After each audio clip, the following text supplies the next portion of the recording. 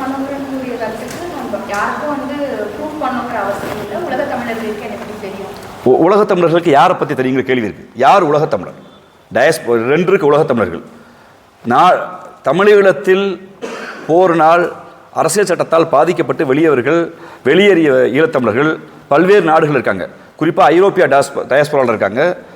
அடுத்து பெரும்பான்மையாக இருப்பது தமிழ்நாட்டுகள் இருக்காங்க. தமிழ்நாட்டில் அவர்களை அகதிகள் என்று குறிப்பிடக்கூடாதுன்னு சொல்லி மாண்புமிகு தமிழ்நாட்டுடைய முதலமைச்சர் அவர்கள் தாயகம் திரும்பிய தமிழர்கள் என்று சொல்லி ஒரு 320 கோடி ரூபாய் நிதியை ஒதுக்கி அவர்களுக்கு பள்ளிக்கூடம், நூலகம், ரேஷன் கடை, இந்தியாவுடைய பிரஜைகளுக்கு குடிமக்கள் எல்லா உரிமையும் கொடுத்து எங்களால் முடிந்த சட்டத்துக்கு உட்பட்ட சில வேலைகள் செய்கிறோம். அப்போ அவர்களுக்கு குடியுரிமை கொடுக்கக்கூடாதுன்னு பாஜக வாதாடுது. அதை குறித்து ஒரு கருத்தரங்கம், அதை குறித்து ஒரு வழக்கு, அதை குறித்து பேசுவதற்கு சீமானுக்கு தெம்போ திராணியே இல்லை. அதை குறித்து பேசலை.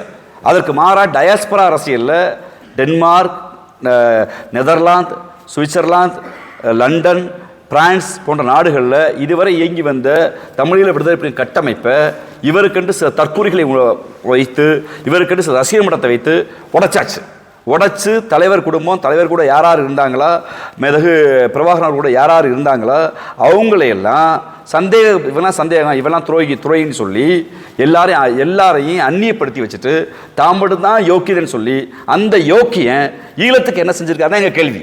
மேடைகள் யாருன்னா பேசலாம். மேடைகள் என்ன பேசுறேன் இருக்குல்ல, அது சொல்ல மேடைகளை பேசினேன். மேலே என்ன பேசியிருக்க நீ?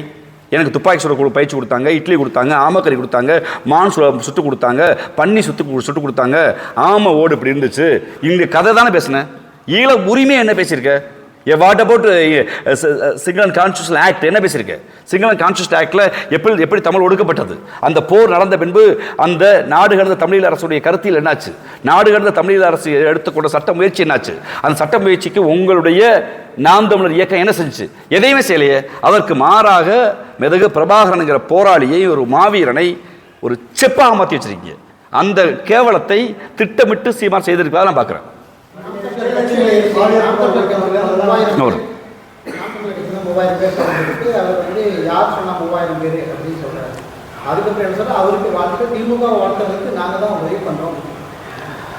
அதாவது முதல்ல யார் சொன்னார், அடுத்த வாழ்த்துக்கள்ன்றாரு. இந்த ரத்தம் சரியமா ராமச்சந்திரன் இருக்காரு. இவர் கூட ஒரு மாவட்ட செயலாளர் வந்திருக்காரு. அவர் கூட ஒரு 500 பேரை இங்கிருந்து அழைத்து வந்தார்.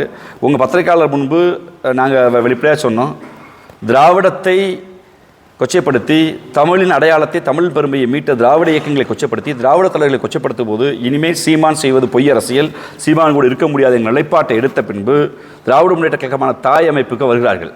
ராஜீவ்காந்தி இப்போவும் சொல்ல திறந்த மனோடு சொல்கிறேன், நாம் தமிழர் தம்பிகளுக்கு தங்கைகளுக்கு ஒரு அன்பான வேண்டுகோள். அரசியல் என்பது மக்கள் நலனுக்கும் மொழி நலனுக்கும் மட்டும்தான். அது சீமான் நலனுக்காக மாற்றிட்டாங்க. திராவிட இயக்கத்திற்கு, திராவிட முன்னேற்ற கழகத்துக்கு வருகிற தம்பிகளோடு பேச்சுவார்த்தை நடத்தி அவரை திராவிட முன்னேற்ற கழகத்துக்கு கொண்டு வருகிற பணியை நான் செய்து கொண்டே இருப்பேன்.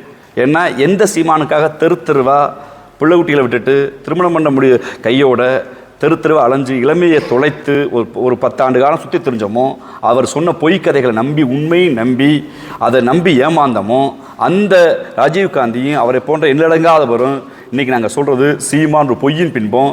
நீங்கள் உண்மையான மக்கள் அரசியலுக்கு திராவிட முன்னேற்ற கழகத்துக்கு வரணுங்கிற கோரிக்கையை நான் வைக்கிறோம். அந்த அடிப்படையில் தான் பல பேர் வந்து கொண்டிருக்காங்க. இனிமேல் பல பேர் வருவாங்க. ஒன்று உங்களுக்கு வேலை செய்த ராமச்சந்திரனை கொச்சப்படுத்துறீங்களா, இல்லை போகலையும் கொச்சப்படுத்துறீங்களா, என்னன்னு சொல்லணும்ல. வாழ்த்துக்கள் பரவாயில்ல, வாழ்த்துக்கள். கொஞ்ச நாள் சீமான சுற்றி இருக்க ஆளுகள்லாம் பார்த்தா தெரியும். சீமான் மட்டும் இருப்பார், பின்னால் ஆளுகள் மாறிக்கொண்டே இருப்பாங்க. இவர் கையில் 10,000 பணம் இருந்துச்சுன்னா இன்றைக்கி அவர் இருப்பார் பக்கத்தில், இல்லையா நாளைக்கு இன்னொரு ஆள் வருவார். யாரெல்லாம் வசதியாக செலவு பண்ண முடியுமோ எல்லா வாழ்க்கையும் சுரண்டி தன் சுபோக வாழ்விற்காக அந்த இளைஞர்களை அவர் உழைப்பை சுரண்டியிருக்கார்.